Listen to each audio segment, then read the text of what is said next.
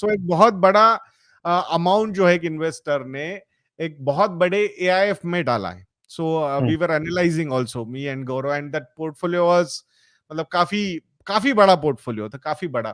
सो मतलब गौरव के अंदर का इंजीनियर जग गया, जो वो पूरा का पूरा नंबर्स जब सामने आ गए.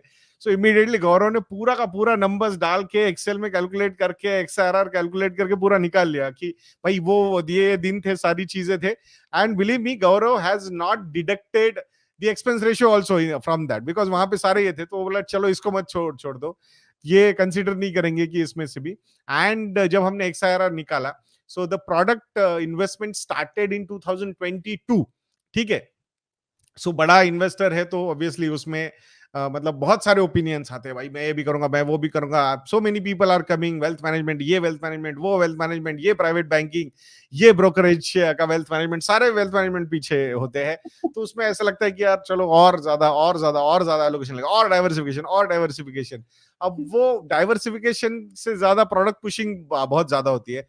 सो उसमें जब वो सारे कैलकुलेशंस किए एआईएफ्स के, रिटर्न्स के, सारे जबरदस्त, मतलब ये एआईएफ, इमर्जिंग वाला एआईएफ, स्मॉल कैप वाला एआईएफ, लार्ज कैप वाला एआईएफ, जो है डेट वाला एआईएफ, आरईआईटी वाला एआईएफ, मतलब कौन सा एआईएफ नहीं था वहां पे. Real estate REIT, real estate opportunities वाला एआईएफ जो जम के पूरे उसमें है. तो सारे कैलकुलेशंस कर लिए और एक्सआईआरआर आया अराउंड 14.5 या 15.5% का एक्सआईआरआर आया.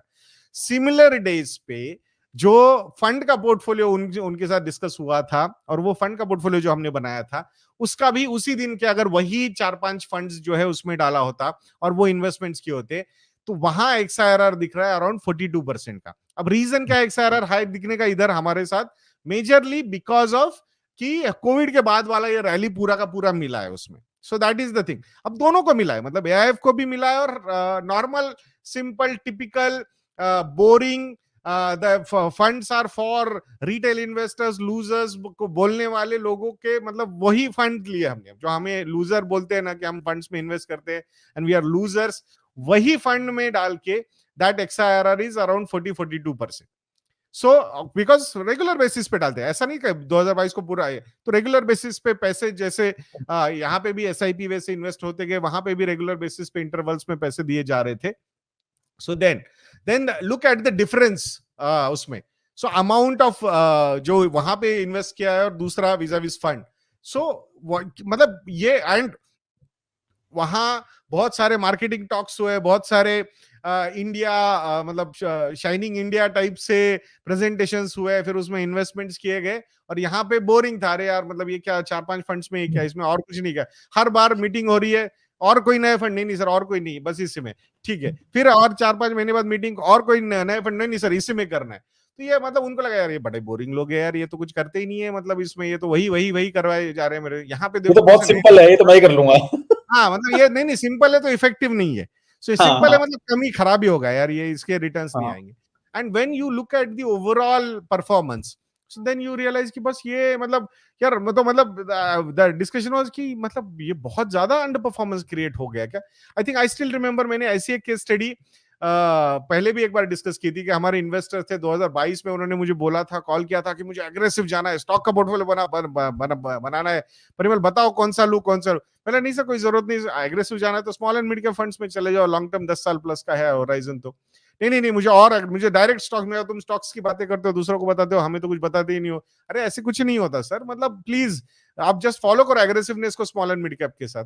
तो नहीं तो फिर बोला ओके ओके मैं बाद में बात करता हूँ. और कहाँ गए, गए किसी पीएमएस के पास. जब पीएमएस का पूरा मतलब बहुत ही ना तामझाम वाला पीएमएस, जो मतलब टीवी पे भी बहुत ज्यादा होता था, तो वहां and then there is no performance for 2 years, and then compare किया, यार यहाँ इन्वेस्ट करके तुम्हारे फंड में कितना हुआ, तो अब तो वो तब 50% 60% ऊपर था, फ्लैट वर्सेस 50%, मतलब under performance of 50%, and now it is up by 57 58 या 60% से भी ज्यादा गया होगा वो. सो कंपैरिजन आप ये देखो क्या. और बोले यार फिर मुझे लगा कि डायरेक्ट स्टॉक्स में जाऊंगा तो सर ज्यादा रिटर्न्स आएंगे, म्यूचुअल फंड में तो थोड़ा सा मतलब ऐसा कुछ लगता ही नहीं है कुछ कर रहे हैं हम. तो लगता नहीं है का क्या मतलब होता है, मतलब क्या लगना चाहिए, उसके लगने के लिए ड्रीम इलेवन है ना. तो और कितने मैचेस हो रहे, मतलब हर लीग पे ड्रीम इलेवन लगा सकते हो आप और करो टाइम पास, 1000 2000 3000 4000 5000 रुपए के साथ. बट पूरे 50-50 लाख, एक 1 2 2 करोड़ के साथ कहाँ टाइम पास कर रहे हो इन सब चीजों. So I think that's what, so just keep it simple. So excitement के लिए बहुत सारी चीजें लाइफ में, वो करो, वहां क्रिएट करो एक्साइटमेंट। ये इन्वेस्टमेंट पे एक्साइटमेंट मतलब बोरिंग बना दो इस जर्नी को, बिल्कुल।